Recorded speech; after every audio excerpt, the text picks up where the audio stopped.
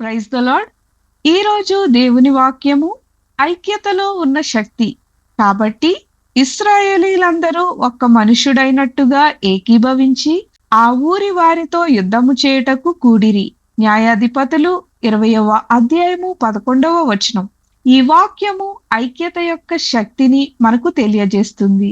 ఇశ్రాయేలీలు ఒక్క మనుషుడిలా ఏకమై కలిసి యుద్ధానికి సిద్ధమయ్యారు. వారి బలం వారి సంఖ్యలో కాదు, వారి ఐక్యతలో ఉంది.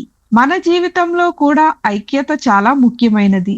కుటుంబంలో, సంఘంలో, సేవలో మనము విడిపోయి ఉంటే బలహీనమవుతాము, కానీ కలిసుంటే బలంగా నిలబడగలము. దేవుడు కూడా ఐక్యతను ఇష్టపడతాడు. కాబట్టి మనము ప్రేమతో, వినయంతో ఒకరిని ఒకరు గౌరవిస్తూ ఏకమై ఉండాలి. అప్పుడు దేవుడు మనకు విజయాన్ని అనుగ్రహిస్తాడు. ఐక్యతలో గొప్ప శక్తి ఉంది. దేవుడు ఐక్యతను ఆశీర్వదిస్తాడు. ప్రార్థన.